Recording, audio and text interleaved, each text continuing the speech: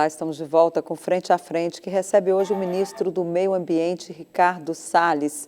Ministro, nós falávamos no bloco anterior dessa tentativa de explicar para os investidores estrangeiros o que o Brasil está fazendo na área de meio ambiente. Eu lembro que no ano passado, em setembro, o senhor fez uma rodada, o senhor foi aos Estados Unidos, eu lembro que eu cheguei a entrevistar o senhor lá, na mesma época que o presidente Jair Bolsonaro foi para abrir a Assembleia Geral da ONU, o senhor também teve uma reunião de meio ambiente lá em que o Brasil foi tratado abaixo da crítica. Depois de lá o senhor foi para Londres, o senhor andou ali, fez um giro pela Europa, Alemanha, enfim, uma série de países para tentar colocar a posição do Brasil, explicar o que o Brasil vinha fazendo. E agora parece que tudo de novo, parece que aquele esforço lá de trás se perdeu ao longo do caminho, ou seja, menos aí de um ano, já está tendo que explicar tudo de novo. E agora com a desvantagem que não pode mais nem viajar, porque se vai, tem que ficar 15 dias dentro de um quarto de hotel por causa da pandemia de Covid-19. Como é que vai ser essa nova rodada que o senhor pretende fazer? Já tem uma estratégia para tentar explicar a posição do Brasil, o que está sendo feito, que não é tão grave a crise como se apresenta aí nas... Eu acho que nós vamos ter que permanentemente, isso vai ser um esforço permanente, mostrar as informações, está aberto para ouvir críticas, não tem problema nenhum, a gente escuta as críticas, recebe as informações que tiverem para passar para nós e vamos ponderar sobre elas. Mas eu acho que é um trabalho permanente, Denise, porque primeiro que os interesses diferentes do Brasil, contraditórios em relação ao Brasil, inclusive comerciais, os interesses permanecem. Então, quando você vai lá e explica, arrefece um pouco o problema, passa um tempo, aquela pressão volta. A desinformação ou a informação que é necessária passar também tem que renovar, as coisas mudam e tal. Eu não me surpreendo em ter que ir, se for o caso, todo ano, fazer uma nova rodada de informações. Gostaria que a gente, entre uma viagem e outra, recebesse aqui no Brasil, finalmente, o recurso financeiro que nos foi prometido, por exemplo, na época do Acordo de Paris.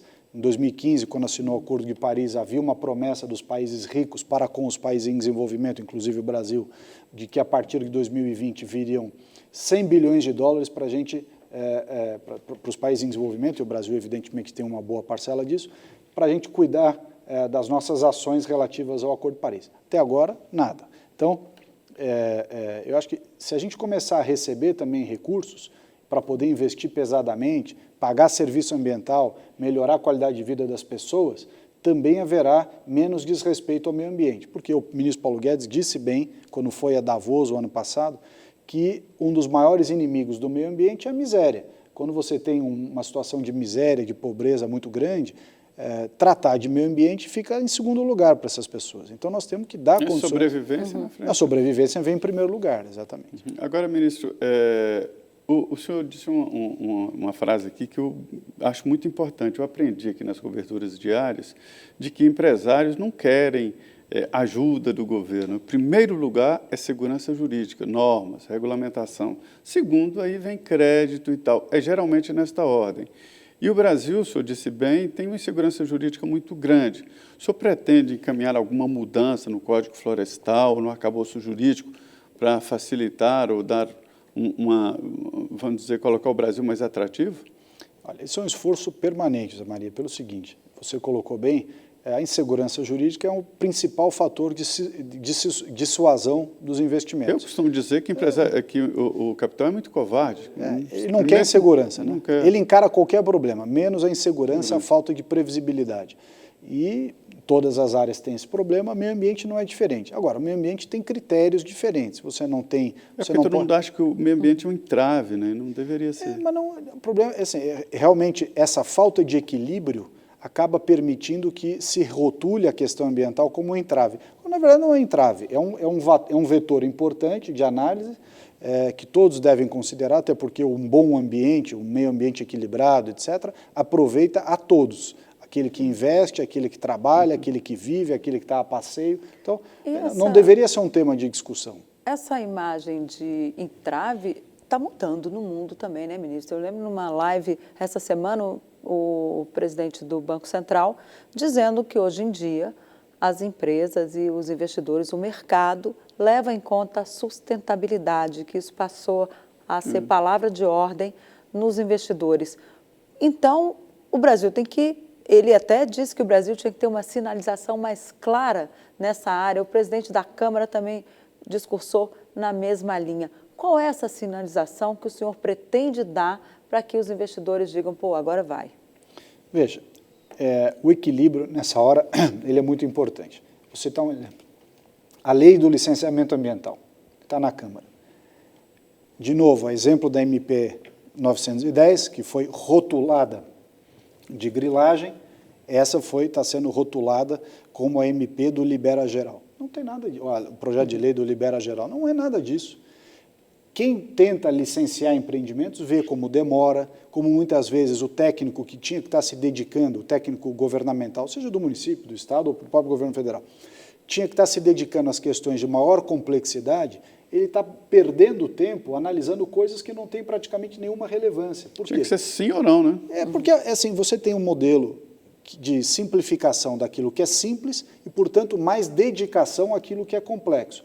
O atual sistema brasileiro ele é irracional, ele põe no mesmo nível de dedicação da autoridade pública, do fiscal, etc., entre as coisas simples e as complicadas. Ele gasta energia naquilo que é simples e não tem tempo de se dedicar ao que é complicado. Então, este é um exemplo de atração de investimento e que mostra que a questão da sustentabilidade ela é um ativo.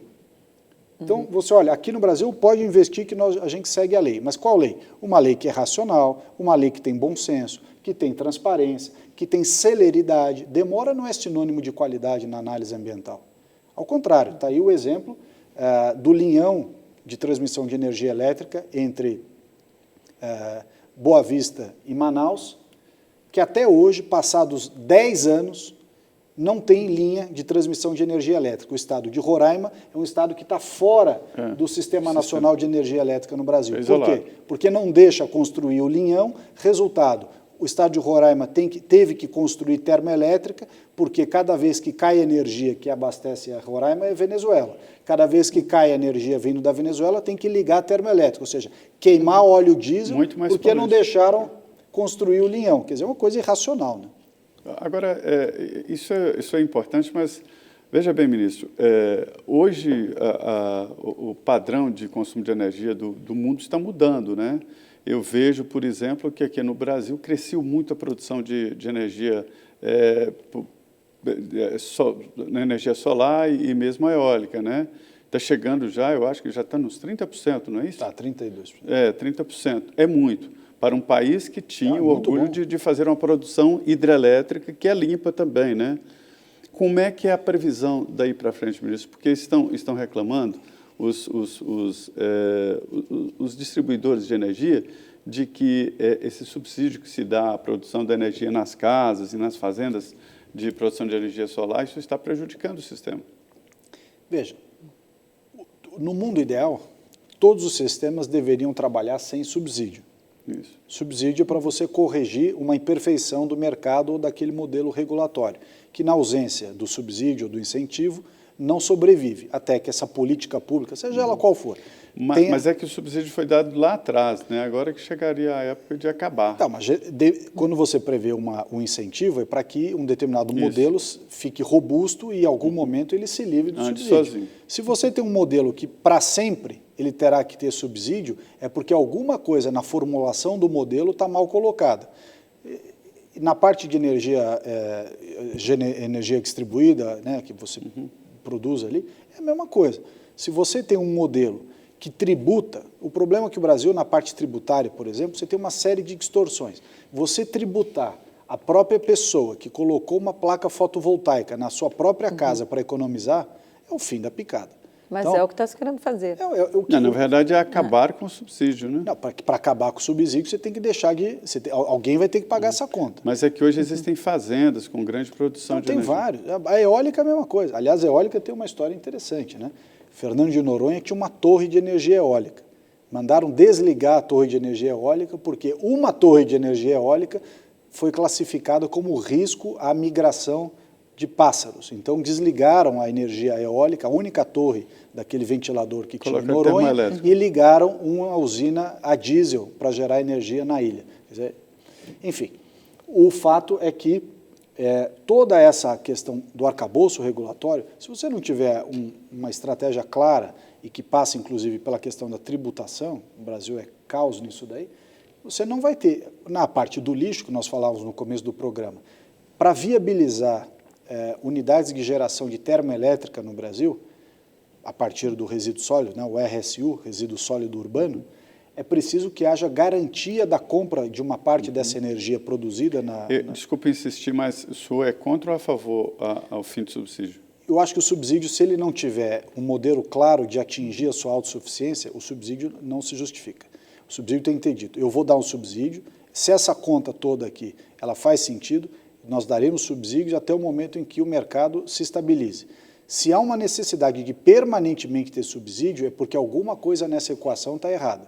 O que é diferente de subsídio é você ter compra garantida de energia produzida, que é o que também tem no setor elétrico.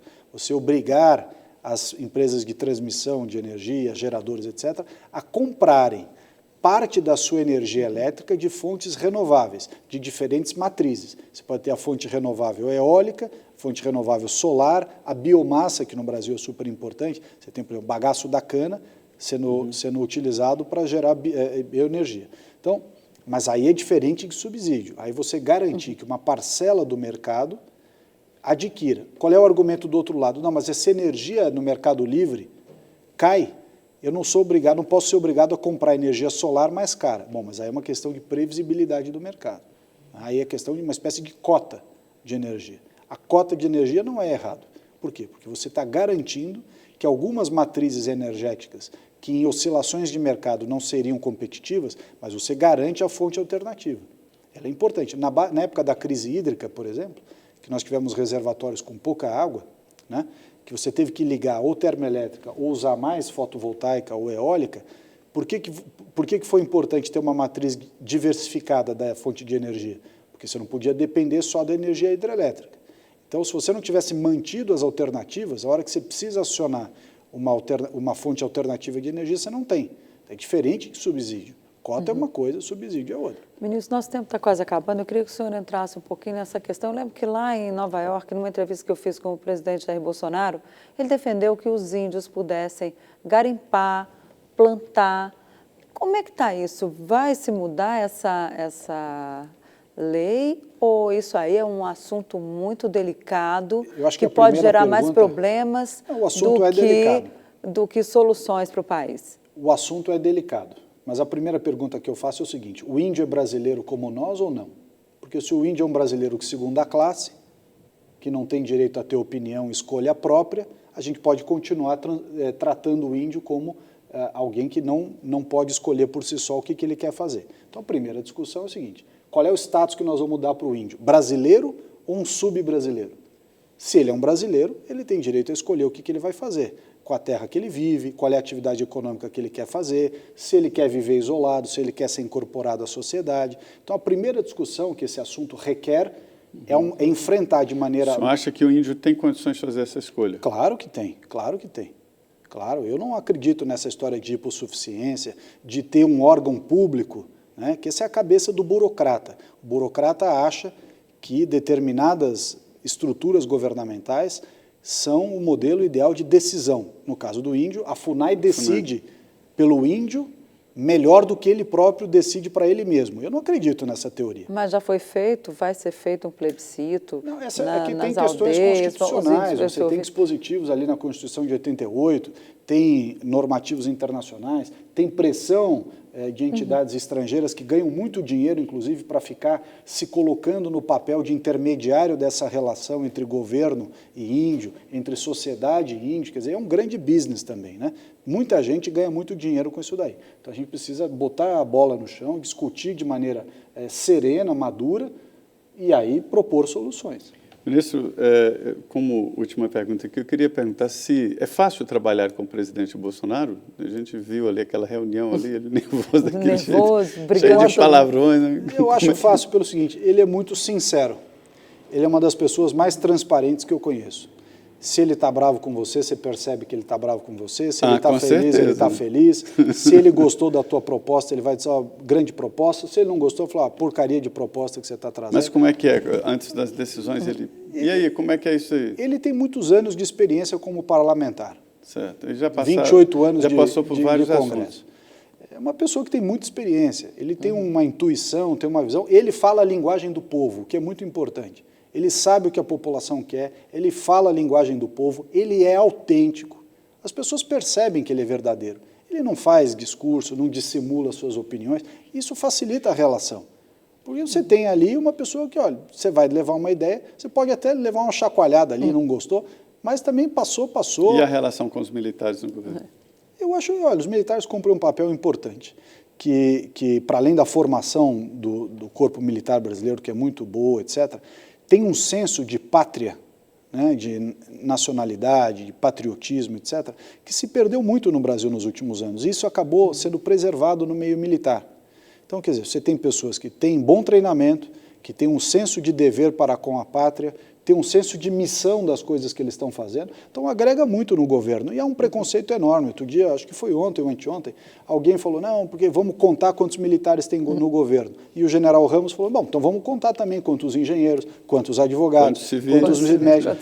Por que essa discriminação? É irracional. E politicamente, o senhor pretende ser candidato em 2022? O senhor tem eu algum não tô projeto pensando político? nisso, não. Eu não estou pensando nisso. Acho que já é tão difícil cuidar do Ministério, não dá para pensar nesse tipo de coisa no momento, não. Ministro, eu queria agradecer muito a sua participação aqui nos estúdios da Rede Vida. Obrigado. Obrigado, presencial. Nosso estúdio aqui ele é muito amplo e é por isso que a gente está aqui sem máscara, né? É muito bem cuidado. Obrigado, muito boa noite. Obrigado, Maria. Obrigado, Denise. Um prazer. E nessa mesa redonda aqui, nessa conversa interessante, a minha parceira de sempre, Denise Rotenburg. Boa noite, Denise. Boa noite, Zé. Boa noite, ministro. Muito obrigada mais uma vez por ter atendido o nosso convite. E para você que nos assistiu, uma boa noite. É isso, muito boa noite. Olha, a gente fala aqui de política, né? Hoje é política do meio ambiente, a gente toca em todos os assuntos e fala aqui abertamente para que você tenha a sua ideia. Eu sei que você terá. Muito obrigado, viu? Muito boa noite. E continue aqui na Rede Vida, porque começa agora um jornal muito importante, o Jornal da Vida, com as notícias nacionais e internacionais. Até a semana que vem.